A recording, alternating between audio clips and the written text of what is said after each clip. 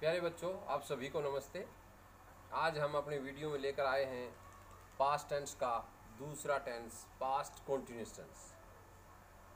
आशा करता हूँ आपको अच्छी तरह से समझ में आएगी। समझ में आने पर लाइक कीजिए और सब्सक्राइब करना न भूलें। हमारा यूट्यूब पर चैनल है मुकेश चौरान। देखते हैं सेकंड टेंस हमारा पास्ट टेंस का आ गया। दूसरा टेंस है ये past continuous tense. Past continuous tense क्या होता है बच्चों? जिसमें कोई क्रिया पूरी न होकर के कंटिन्यू जारी रहती है। कोई कार्य है वो लगातार जारी रहता है, पास्ट टेंस भूतकाल में। और इस टेंस की पहचान क्या होती है? हिंदी के वाक्यों के अंत में हमें रहा था, रहे थे, रही थी आदि पाया जाता है। तो उससे हम समझ जाएंगे कि ये हमारा पास्ट टेंस है। जैसे एग्जाम्पल है, हम पुस्तक पढ़ रहे थे, अब रहे थे आ गया तो ये है पास्ट कॉन्टिन्यूअस टेंस। यानी रहे थे, पढ़ नहीं रहे, पढ़ेंगे नहीं, पढ़ रहे थे, यानी कि वो क्रिया जारी है। अब आते हैं हम अपना पहला जो सेंटेंस है, अफर्मेटिव सेंटेंस। अफर्मेटिव सेंटेंस कहें या सिंपल सेंटेंस कहें, साधारण वाक्य। साधारण वाक्य का स्ट्रक्चर आएगा। सबसे पहले हम वाक्य में शुरुआत करते हैं तो आता है सबसे पहले सब्जेक्ट।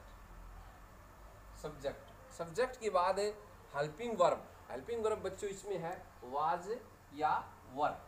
वाज या वर में हमें एक को चुनना है। अगर सिंगुलर सब्जेक्ट है, एक वचन करता है, ही सी इट या कोई नाम है, तो उसके साथ हम वाज का प्रयोग करेंगे। अगर हमारा सब्जेक्ट प्लूरल है, बहुवचन है, आई, वी, यू, दे, उनके साथ हम वर का प्रयोग करेंगे। इसके बाद बच्चों वर्ब की पहली फॉर्म के साथ आईएनजी का प्रयोग करेंगे। आईएनजी आती है, कोई कंटिन्यू काम है तो उसमें वर्ब की फर्स्ट फॉर्म के साथ आईएनजी का प्रयोग होता है। बाद में ऑब्जेक्ट आता है, ऑब्जेक्ट यानी कर्म। जैसे एग्जाम्पल देखेंगे, हम पुस्तक पढ़ रहे थे। इसी सेंटेंस को लेते हम पुस्तक पढ़ रहे थे। बच्चों इसमें सब्जेक्ट क्या है? सब्जेक्ट इसमें है हम का ट्रांसलेट इंग्लिश में करेंगे तो वी। अब वी सिंगुलर सब्जेक्ट है या प्लूरल सब्जेक्ट है? प्लूरल सब्जेक्ट है। प्लूरल सब्जेक्ट के साथ हेल्पिंग वर्ब वर का प्रयोग किया जाता है। यानी सब्जेक्ट के बाद सेकंड टर्म हेल्पिंग वर्ब की होती है, बाद में वर्ब और फिर ऑब्जेक्ट आता है बच्चों। तो वी वर, और वर्ब क्या है इसमें? पढ़ना यानी रीड के साथ वर्ब की पहली फॉर्म के साथ ING. We were reading the book. इसके बाद नेक्स्ट आते हैं हम नेगेटिव सेंटेंस। नेगेटिव सेंटेंस बच्चों नकारात्मक वाक्य, जिसमें नोट का प्रयोग होता है। इसमें स्ट्रक्चर आ जाएगा, सबसे पहले सब्जेक्ट के बाद हेल्पिंग वर्ब वाज या वर, एक वचन कर्ता के साथ वाज का प्रयोग, बहुवचन कर्ता के साथ वर का प्रयोग किया जाता है। बाद में नोट का प्रयोग, वर्ब की फर्स्ट फॉर्म के साथ आईएनजी और प्लस में ऑब्जेक्ट। लास्ट में फुल स्टॉप लगाएंगे बच्चों, सॉरी। जैसे एग्जांपल है, मैं दौड़ लगा रहा था। मैं दौड़ लगा रहा था। अब मैं क्या है? Subject I. तो बच्चों ये बताया था आई और प्लूरल सब्जेक्ट है, उसके आई के साथ वाज का प्रयोग, आई के साथ वाज का प्रयोग किया जाएगा। I was running the race.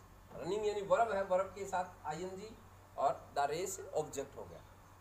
उसके बाद तीसरा आ गया इंटेरोगेटिव सेंटेंस, प्रश्नवाचक वाक्य। इसमें प्रश्नवाचक वाक्य में प्रश्न पूछा जाता है। इसका स्ट्रक्चर देखेंगे हम। सबसे पहले ट्रांसलेट करते हैं तो वाक्य को किस ढंग से जताते हैं। सबसे पहले आ जाएगा हेल्पिंग वर्ब वाज या वर। इसमें हमें एक को चुनना है, वो सब्जेक्ट के अनुसार रहेगा। अगर सब्जेक्ट एक वचन है तो वाज का प्रयोग, सब्जेक्ट बहुवचन है तो वर का प्रयोग करेंगे। फिर बाद में सब्जेक्ट आता है, फिर वर्ब की पहली फॉर्म के साथ आईएनजी और बाद में ऑब्जेक्ट, और लास्ट में बच्चों क्या लगाएंगे हमें? इंटरोगेटिव साइन, प्रश्नवाचक चिन्ह। जैसे एग्जाम्पल लेते हैं, क्या खुशी गाना गा रही थी। अब देखो बच्चों, सब्जेक्ट इसमें नाम है और नाम को हम थर्ड पर्सन में लेते हैं। क्या खुशी गाना गा रही थी। अब खुशी सिंगुलर है या प्लूरल? सिंगुलर है, एक वचन है। तो एक वचनकर्ता के साथ वाज का प्रयोग होता है। तो स्टार्टिंग में हेल्पिंग वर्ब सबसे पहले आएगी इंटरोगेटिव सेंटेंस में, वाज खुशी, और गाना की सिंगिंग वर्ब की फर्स्ट फॉर्म के साथ आईएनजी का प्रयोग। सिंगिंग ए सॉन्ग, क्या खुशी गाना गा